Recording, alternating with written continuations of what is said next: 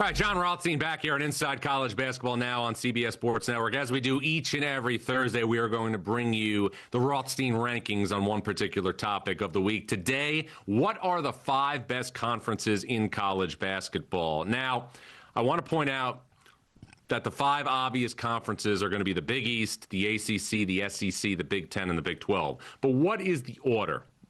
Let's take a look right now at what this looks like 1 through 5. The Big East is obviously going to be in the 5 hole for me. You have a national championship contender in UConn.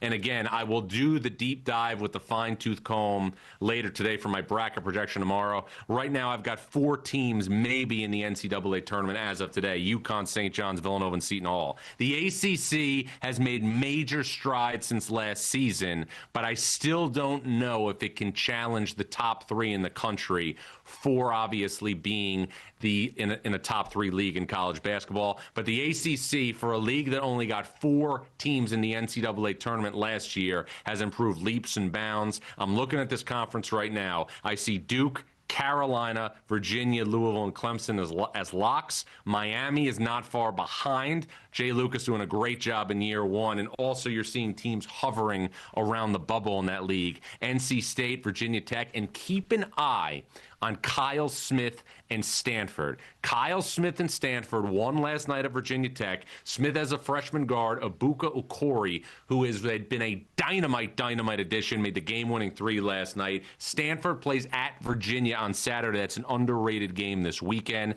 The SEC, 14 teams in last year. You won't get near that this year, but still really strong at the top with Arkansas, Vanderbilt, Alabama. Tennessee is Tennessee under Rick Barnes, and then I would expect the SEC to get 8-9 teams into the NCAA tournament. The Big Ten, to me, is a conference that is built on, obviously, its power at the top, and what I mean by that is, given what we have seen from Purdue and Michigan this season, and also Michigan State, those 3 teams, without question, could be 3 of the top 8 seeds in the NCAA tournament and 3 teams that could go into the Final 4. The difference to me in the Big Ten this year is the league has gotten unexpected mileage out of Nebraska. Nebraska and Illinois, again, as I get ready to craft my weekly bracket, would give the Big Ten 5 of the top 16 seeds in a bracket if it was Selection Sunday. And I also think there's a lot of teams from that league that could get to a Final 4. Illinois is always going to be, for whatever reason, it feels like the trendy 4 seed that everybody wants to pick to go to the Final 4 on Selection Sunday. It has not happened yet under Brad Underwood, but I think if you look at the body of work for Illinois basketball in the last half decade under Brad Underwood, 2021, you're a 1 seed in the bubble. You have a disappointing loss to Loyola Chicago. 2022, you're a 4 seed. You lose to Houston in the round of 32. 2023, lose in an 8-9 game to Arkansas. 2024, Sweet 16. 2025, you lose to Kentucky. But there has been a real element of consistency over the last half decade for Brad Underwood at Illinois. It's not quite what we saw at Wisconsin at Bo Ryan, not yet. It's not quite what we've seen at a Purdue and Matt Painter, but it's getting there. But the Big Ten right now, I think you can safe to say, as long as the Iowas, the UCLAs, the USCs continue to win enough games in the Big Ten, you should see 8 or 9 teams in the NCAA tournament out of the Big Ten. And the Big 12, to me, is the it conference in college basketball.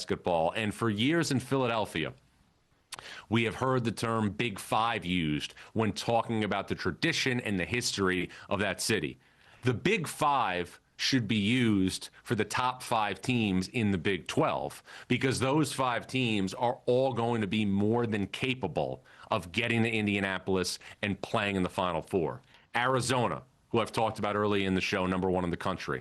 Iowa State, 15-0. For the first time in program history, has an All-American in Joshua Jefferson that got 19 and 17 last night at Baylor. Houston's Houston under Kelvin Sampson. Kingston Fleming's one of the best guards in college basketball. Texas Tech has the best 1-2 punch in the sport with JT Toppin and Christian Anderson.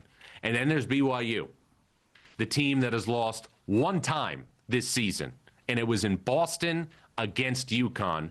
Didn't have Kennard Davis, Bakeda lost for that in that game early due to an injury, and BYU still hung tough.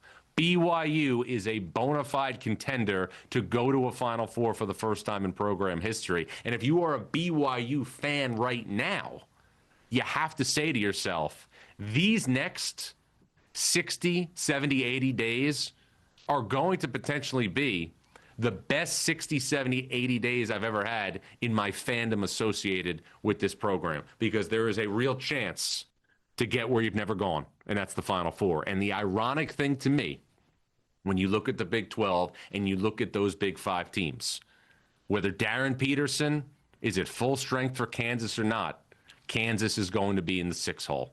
Beyond that, I think TCU is going to be obviously a tournament team under Jamie Dixon. They've got a big, big game Saturday against Arizona. Let one slip away at Allen Fieldhouse earlier in the week. And then I think you've got to look at the Oklahoma States, the UCFs, and the Baylors at hovering around that. But again, much like the Big 10, the Big 12 looks like a conference that should get 8 or 9 teams in the NCAA tournament. And I think the Big 12 will get multiple teams in the Final Four in Indianapolis in 2026.